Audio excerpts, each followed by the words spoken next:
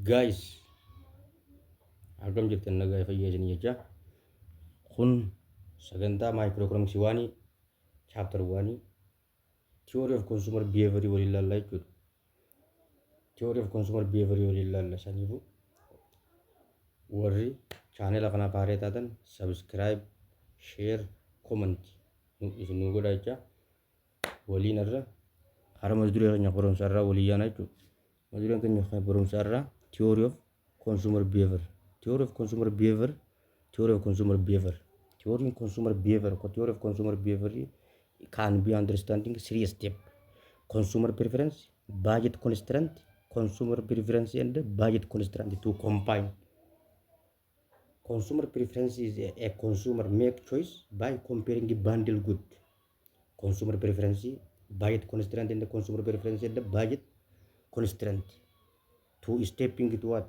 Consumer behavior to handle hierarchical to step. This means consumer behavior. What is meaning of consumer behavior? Afaan Oromootiin consumer behavior jechuun maal jechuudha? Namni waa bitee fayyadamu kun hundi isaaniitu consumeridha jechuudha. Akkuma fedhu bitee haa fayyadamu, fedhu bitee haa gurguru, fedhu bitee akka fedhe haa ta'u. Innummaan kun hundinuu warri bitee fayyadamu hundi isaanii consumer behavior jedhama jechuudha. Consumer behavior inni kun ammoo step sadii irra dabra. Step sadii inni dabrus consumer preference, budget constraint fi consumer preference adda budget constraint.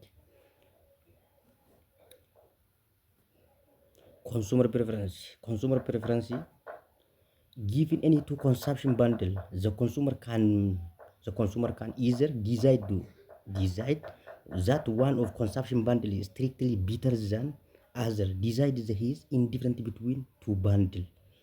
Consumer preference jechuun waan lama kan fayyadamnu san waa lama san keessaa tokko kana inni strictly better than other tokkorra kan irra barbaannu jechuudha. Kan irra maal godhu utility satisfaction keenya kan nu kennu waa lama keessaa takka utility satisfaction nu kennu kan isa kana fayyadamuun kun consumer preference jedhama jechuudha. Maal jechuu kana jechuun consumer preference jechuun filannoo bitataa sanii jechuudha. Filannoo bitataa yeroo bitatu bishaanii fi aannan yoo walitti qabamu bishaan waa lama jira. Bishaanii fi aannantu jira. Bishaanii fi aannan kana keessaa bishaan immoo aannantu jira.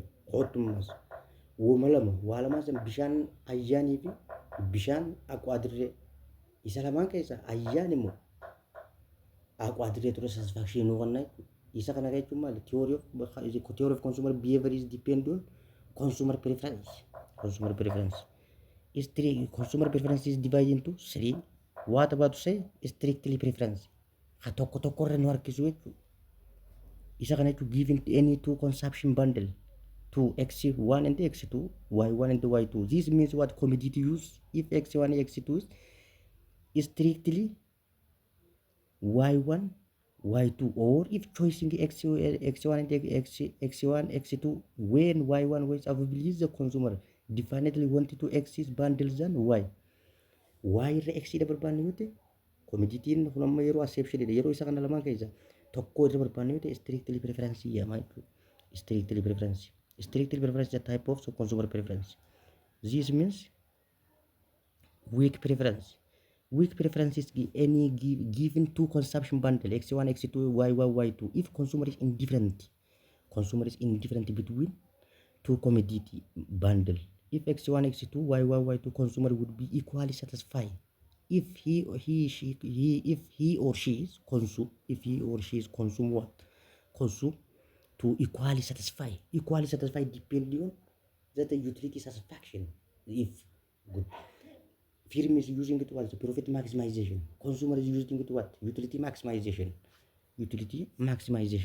But utility maximization is a commodity X1 and the Y1 is equal, which means equal. This means weekly preference. Lamaan keessaa tokko filachuu hin dandeenyu. Inni lachuutu wal qixa barbaanne yoo ta'e weekly preference jedhama jechuudha. Weekly preference use completeness. Completeness means for any two commodity bundle X and Y, the consumer will be prefer X to Y, Y to X will be indifferent between two.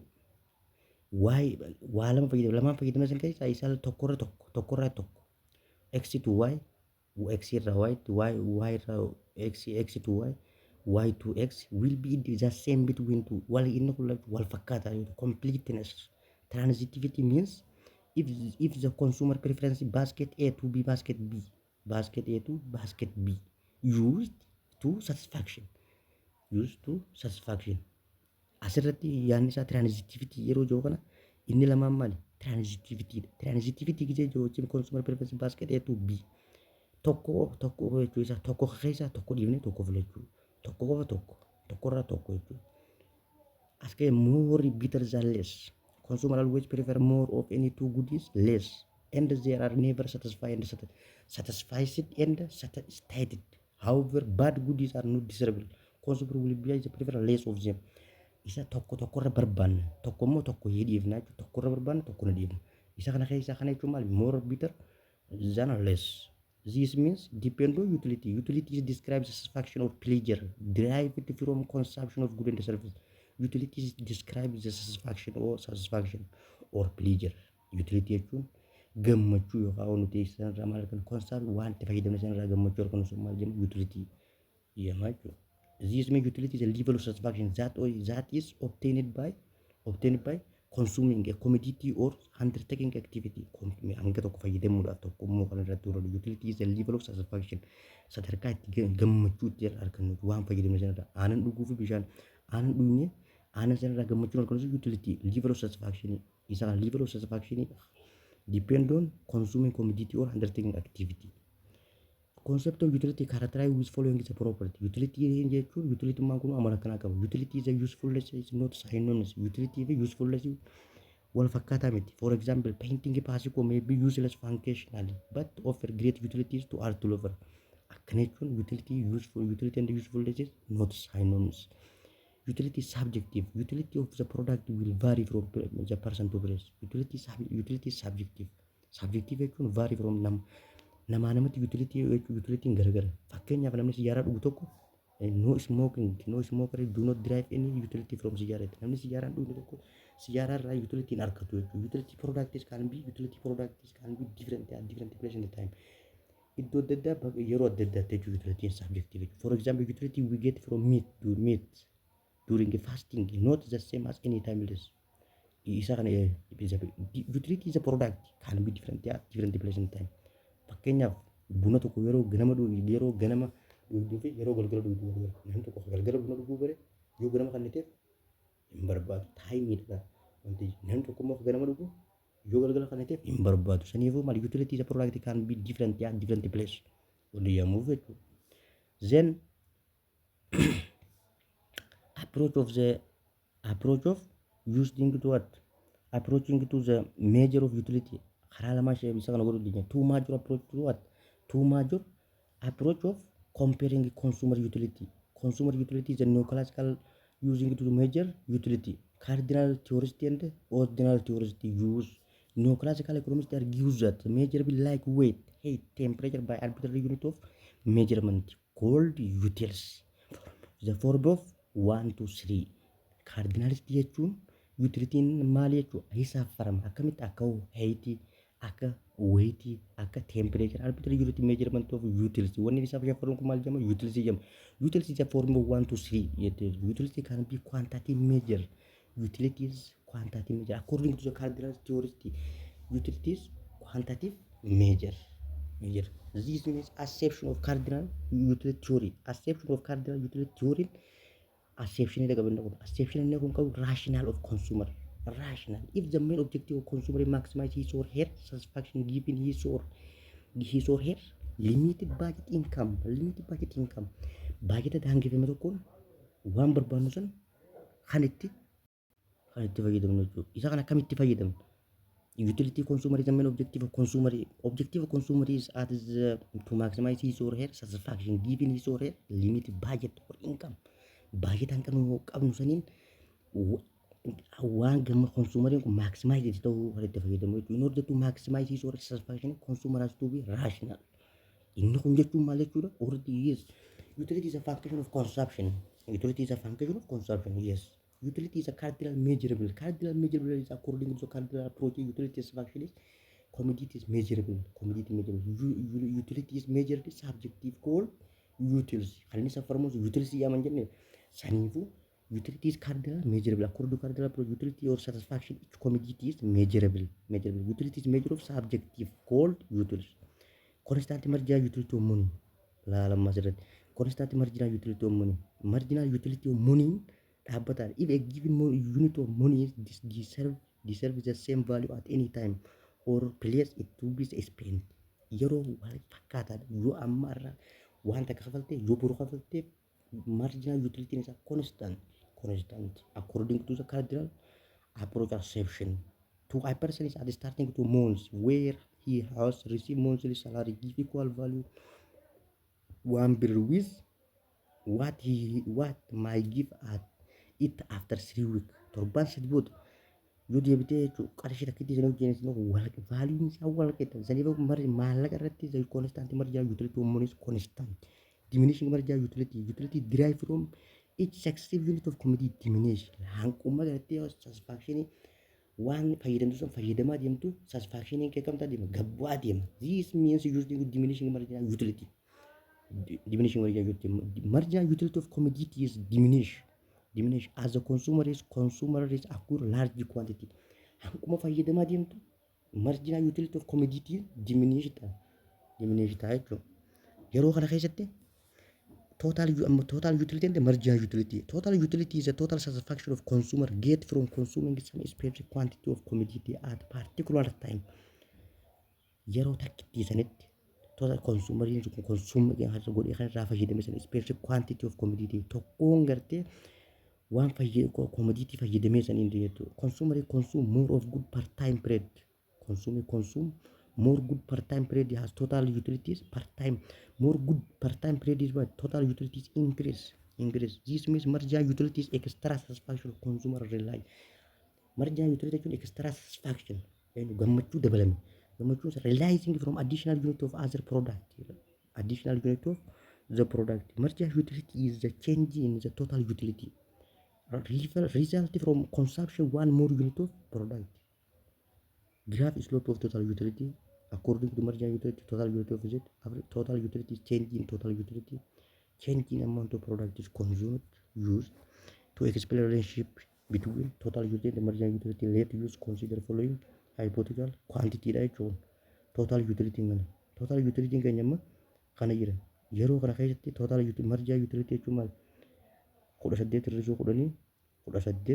18 irraa gisee 10 total 18 irraa 10 gisee fuudhu 18 amma 0 irraa 10 10 irraa 18 8 24 irraa 8 6 24 irraa 28 28 irraa 24 4 30 irraa 28 fuudha 30 irraa 28 30 irraa 28 gisee fuudhe meeqa ta'a lamata 30 irraa 30 according to this that total utility marginal utility is more diminishing marginal utility keenya bakka inni as ga'e kana hankuma more using it to the what is the total utility the commodity is more tadeemutti marginal utility is what decrease. Total utility is first to what increase reach at maximum when consumer is consume 6 units then decline the quantity of consumed is increase. Marginal utility continuously decline even become zero or negative the quantity is used but at using to what law of diminishing marginal utility. Law of diminishing marginal utility is the state quantity consumed of commodity. Quantity of consumed commodity is increased per unit per time. Utility derived from the each successive unit is decreased. Consumption of all other commodity remain constant. The extra satisfaction consumer derive decline as he or she consume more and more product in given period of time. Namni kun amsi qara'u ni beekaa jechuudha. Dimni hankuma fayyadamaa deemtuun baan gabbaa deema jechuudha. Extra satisfaction consumer derive decline he or she consume more and more product given. Isa akka gurraa yeroo isa fayyadamaa deemtutti maal gabbu. Saniif maal jedhama kun diminishing marginal utility. This means at asirra gisee galaa wanti jiru akkana gabammaas asii hankuma fayyadamaa deemuun isa quantity ol deemu asiin decline ta'a jechuudha. Qarabaan. This means acting to marginal diminishing marginal utility. This is according to equilibrium. According to equilibrium of consumers, objective of rational consumer is what? maximize utility, maximize total objective. Rational consumer objective is equilibrium consumer maximize total utility as long as the additional unit of consumed brings a positive marginal utility. Consumer wanted to consume more product because total utility increase. Total utility increase and kuma tadiemu some consumer is more product is wanted to mar guru berbada more consumer more guru berbada. Sanifu positive marginal utility positive but decline the guru stage 2 using it. As the case of one commodity, equilibrium condition of the equilibrium condition consumer is consume a single good X occur when marginal utility of X is equal to price. Marginal utility of X is equal to market price. According to what free market uses, this means price is equal to as well according to this equilibrium condition of consumer is with only one commodity. Point of C as relevant. Yero connect to as equilibrium. When the single commodity used, but marginal utility of X equal to the price of X. Marginal utility of X is greater than price of X if the consumer consume more. Marginal utility of X is less than price of X, like B. Consumer is consume less of X. This means at the point this is marginal utility of X equal to price of X. This means equilibrium of consumer. The marginal utility of X equal to marginal utility of X equal to price of X. This is of equilibrium of consumer. Good. According to the deriving the formula karena modulo general representation or the view the good marginal utility according to this. Yes, what was the marginal utility of X price of one marginal utility to price of 2 used price of banana used into the utility schedule of 2 depend on the calculation. Good limitation of cardinality approach hankini no jokaw mali one is on guru the cardinal approach is involved following 3 weakness that in ko sadikab the first section of cardinal utility is debitful usually not objective measurable in objective on ngoni is subjective ko fight one can second what about because utility might need be quantified utility is subjective concept when cannot be measured objective. Utility cannot be measured absolutely objective. The satisfaction obtained from different commodity cannot be measured. Homogeneity generally different commodities or used suffering of acception of constant. The marginal utility of monies are elastic. This marginal utility of constant marginal utility of monies because income increase marginal utility of monies change. According to this means acception is ordinal utility. According to ordinal school utility is not measurable. Cardinal number or positive values or anything. Utility in his the cardinal number is rather than consumer can rank or order utility he derived from different good in the service. On the one thing no one good. One to the indifference theory is based on dependent assumption rationality. Ordinality, diminished marginality of substitution, consistency and persistence. But used into the acception of ordinal utility according to the second thread to run it. Good. Sani warra tabuna. Share, like, subscribe, comment. Where to the vision. Telegram of to the direct. Kun Zarib Tube is in Jibisina.